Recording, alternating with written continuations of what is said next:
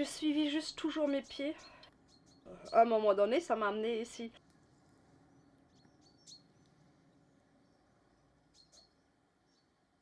Mes premières carottes, je sais plus exactement quel âge j'avais, mais assez petit. Ma mère m'a donné, je sais pas, 1,5 m carré derrière la maison, façade nord, en dessous d'un boulot. Il n'y avait même pas de soleil là-dessus.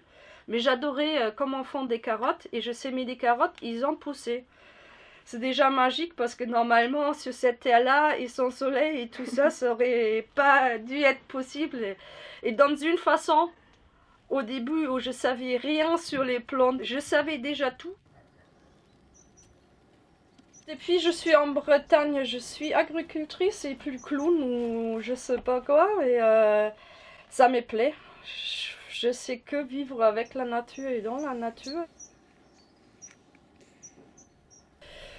Au général, le grand maraîchage bio utilise quand même des produits pas chimiques, mais phytosanitaires. Moi, je n'utilise pas les cuivres, je utilise en pulvérisation. À la limite, je fais juste mes propres décoctions ou purins de consoude et oti, et après, il n'y a rien d'autre, ça reste pure plante.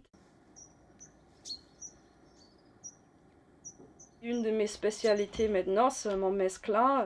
Le mesclun, c'est juste des jeunes feuilles de salade, 6-7 variétés en mélange, mais chez moi, ça peut arriver qu'il y a une trentaine, quarantaine de différentes, pas simplement salades, dedans. À part mon mesclun, je reste plus spécialisée sur tout ce qui est racines et tubercules, alors les panais, maintenant c'est beaucoup plus connu, ça marche super bien parce que oui, le goût est quasi meilleur qu'une carotte. Mais je fais ça, persil tubereux, salsifis, panais, maca, oca, tout ce qui pousse plus dans la terre, oui, ça reste ma spécialité. Je suis propriétaire, mais le reste, la vie, est organisée collectivement. Le woofer, les stagiaires ou celles qui vivent en permanence, je les nourris. Et on vit un peu comme dans une village où c'est important qu'il y a, par exemple, une forgeron ou des gens avec les différents savoir-faire. On est assez nombreux en tour et quand quelqu'un a besoin d'un vrai coup de main, on est tout de suite une dizaine.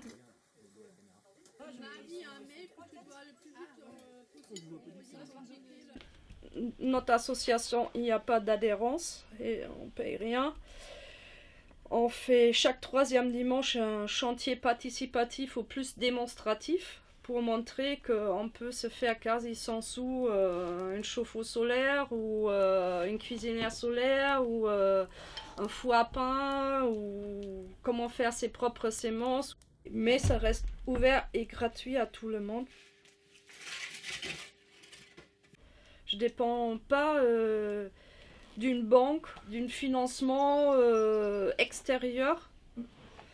Même si j'ai un petit peu une aide PAC, mais ça fait 1 ou 2 ans qu'il y a des aides pour le maraîchage. Au début, j'étais beaucoup plus avec mes voisins. Mais il m'a dit, oh non, mais tu peux jamais faire des légumes ici sans Roundup avec les Rumex et tout ce qu'on a.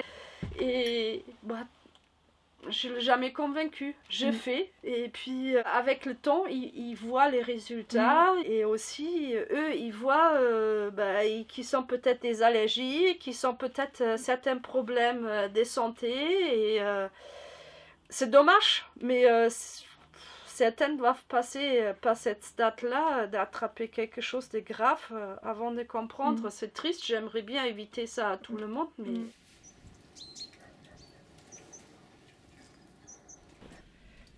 Pour moi, les vrais paysans, c'est avoir moins de terre, mais de se concentrer, d'échanger peut-être pour un marché plus local. Maintenant, je me sens riche, même si c'est ridicule. Mon chiffre d'affaires à l'année, c'est ridicule, mais je me sens très très très riche. L'avenir, pour moi, l'avenir, c'est d'être 100% présente dans le maintenant, dans le aujourd'hui. C'est ça l'avenir, quoi. Il faut redevenir responsable, quoi. N'importe, pour ça qu'on boive, pour ça qu'on mange, pour ça... Ouais, une conscience. Et je pense que c'est en train de se réveiller, heureusement. C'est en train de se réveiller.